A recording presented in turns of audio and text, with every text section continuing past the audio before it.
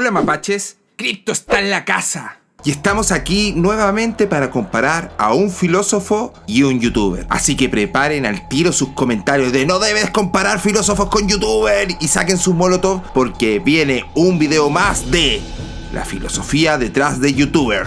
Hoy, Esquizofrenia Natural y Jean-Jacques Rousseau. César, alias Esquizofrenia Natural, y en su canal secundario se hace llamar Cordura Artificial, es un youtuber que mezcla sociología, filosofía, política, algo de psicología y cultura pop. Con su singular forma de hablar y ver la vida, sumando a que es un youtuber que viene desde las penumbras, lleno de penurias y sacrificios, hace que sea el candidato ideal para esta sección. Hola a todos, les habla Esquizofrenia Natural. Esquizo nos ha contado en innumerables ocasiones su mal pasar de la juventud, viviendo en extrema pobreza y siendo víctima de la calle. Aún así, ha logrado salir adelante. Si bien es cierto, su contenido es más bien filosófico, es lo pedagógico del tratamiento lo que nos llama la atención. Jean-Jacques Rousseau quedó huérfano de madre desde temprana edad.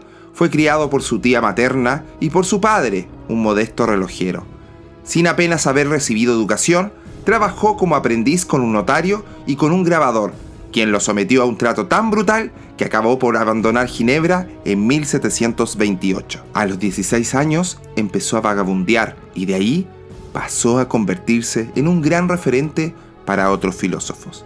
Y por eso mismo, hoy compararé a Rousseau con Esquizofrenia Natural. Rousseau fue uno de los grandes escritores y pensadores políticos del siglo XVIII y desempeñó un gran papel en la preparación ideológica de la Revolución Burguesa de 1789 en Francia. Rousseau se hizo famoso como filósofo, sociólogo y esteta, como autor de obras de arte de trascendencia mundial y uno de los teóricos de la pedagogía. Las obras filosóficas y sociológicas principales de Rousseau son Discurso sobre el origen y los fundamentos de la desigualdad entre los hombres y Contrato social. En las cuestiones relativas a la concepción del mundo, Rousseau se atenía al deísmo. Junto a la existencia de Dios, admitía también la inmortalidad del alma. Concebía la materia y el espíritu como dos principios que han existido siempre. Ese dualismo.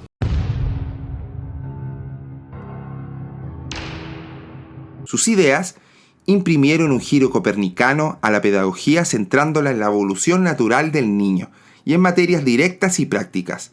Y sus ideas políticas influyeron en gran medida en la Revolución Francesa y en el desarrollo de las teorías republicanas, aunque también se le considera uno de los precursores del totalitarismo. Incorporó a la filosofía política conceptos incipientes como el de la voluntad general, que Kant transformaría en su imperativo categórico, y alienación. Su herencia de pensador radical y revolucionario está probablemente mejor expresada en sus dos frases más célebres, una contenida en el contrato social, el hombre nace libre, pero en todos lados está encadenado. Y la otra, presente en su Emilio, o de la educación, el hombre es bueno por naturaleza. Rousseau prueba que el progreso de las fuerzas productivas es inevitablemente acompañado del retroceso de las costumbres y del empeoramiento de la situación social y material de las masas populares. El origen y aumento de la desigualdad, causa fundamental de todos los males sociales, lo relacionó Rousseau con la aparición y desarrollo de la propiedad privada. Sin embargo, no consideraba posible ni conveniente abolir la institución de la propiedad privada, viendo en ella cierta garantía de la libertad individual. Rousseau solo exigía, en interés del pueblo, la regulación legislativa del volumen de la riqueza personal y la realización de una serie de medidas contrarias a las que frenan el progreso económico de la sociedad. Considerando que el hombre, por su naturaleza, es bueno y no corrompido, y que la causa fundamental de los males sociales se debe buscar en el régimen político. En su famosa obra del Contrato social, fundamentó el principio de una nueva estructura política y social, que asegura, a su juicio, la libertad y la igualdad de todos los ciudadanos. Rousseau desenvolvió con mayor amplitud su idea filosófica y pedagógica en su obra Emilio o de la educación. El fundamento de la educación, según la doctrina Rousseau, debe ser el principio tendiente a seguir las indicaciones de la naturaleza. En consonancia con este principio, a cada periodo de edad deben corresponder especiales formas de educación y de aprendizaje. La educación debe tener un carácter activo y facilitar el máximo desarrollo de la autonomía e iniciativa de los estudiantes. A la educación intelectual debe anteceder y acompañar el ejercicio de las fuerzas físicas y de los órganos de los sentidos de los educandos. Los castigos corporales a los estudiantes son pedagógicamente nocivos. Todas estas ideas de Rousseau, nuevas para el siglo XVIII, se transformaron después en el patrimonio de la pedagogía avanzada. Rousseau ha dejado también una profunda huella en el terreno filosófico. Hasta un filósofo tan importante como Kant reconoció que debía mucho a Rousseau. La influencia de este último se ha manifestado más que todo en las teorías de Kant sobre moral y derecho y en sus concepciones pedagógicas. Los principales postulados de Rousseau son: la educación debe centrarse más en el niño y menos en el adulto.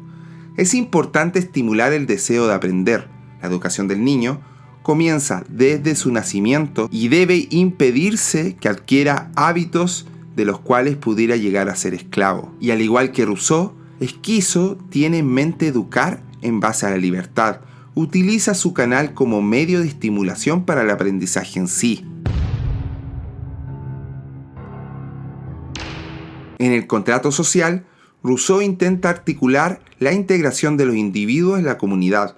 Las exigencias de libertad del ciudadano han de verse garantizadas a través de un contrato social ideal que estipule la entrega total de cada asociado a la comunidad, de forma que su extrema dependencia respecto de la ciudad lo libere de aquella que tiene respecto de otros ciudadanos y de su egoísmo particular. La voluntad general señala el acuerdo de las distintas voluntades particulares, por lo que en ella se expresa la racionalidad que le es común, de modo que aquella dependencia se convierte en la auténtica realización de la libertad del individuo en cuanto ser racional. Esquizo es un amante de la crítica y del análisis. Busca la liberación intelectual de su audiencia, pero no debemos olvidar su pasado y las penurias por las cuales ha pasado. Sabe de lo injusta que es la sociedad para con el individuo. Cree en una sociedad libre, creada en el conjunto de voluntades por un bien común. Emilio, o de la educación, es una novela pedagógica cuya parte religiosa le valió la condena inmediata por parte de las autoridades parisinas y su ida a Neuchâtel, donde surgieron de nuevo conflictos con las autoridades locales, de modo que en 1766 aceptó la invitación de David Hume para refugiarse en Inglaterra, aunque al año siguiente regresó al continente convencido de que Hume tan solo pretendía difamarlo. A partir de entonces, Rousseau cambió sin cesar de residencia, acosado por una manía persecutoria que lo llevó finalmente de regreso a París en 1770, donde transcurrieron los últimos años de su vida en los que redactó sus escritos autobiográficos. La única costumbre que hay que enseñar a los niños es que no se sometan a ninguna. Nuevamente vemos similitudes entre Rousseau y Esquizo. Ambos lobos solitarios han tenido que lidiar con una crítica ácida contra ellos, pero en pos a sus creencias siguieron adelante aunque eso los hiciera aún más solitarios. Sus confesiones, publicadas póstumamente en 1782 y 1789, representan, en un siglo inclinado a la autobiografía, un ejemplo excepcional de introspección personal y de exhibición extrema de la propia intimidad, en un grado que no se alcanzaría hasta el pleno romanticismo. Finalmente, no resulta extraño que la muerte le sorprendiera meditando en la soledad de los jardines a la inglesa del castillo de Emernoville, donde le había invitado el marqués Girardin, mientras se entregaba al ilustrado placer de la herborización tal como había dejado descrito en las ensoñaciones del paseante solitario, publicada también póstumamente. Influyó en el romanticismo en literatura y en la filosofía de principios del siglo XIX. También tuvo que ver con la evolución de la literatura psicológica, la teoría psicoanalítica y el existencialismo del siglo XX, en particular en su insistencia sobre el libre albedrío. Como compositor, escribió 7 óperas. Una de sus más conocidas es la ópera en un acto Le Devin du Village.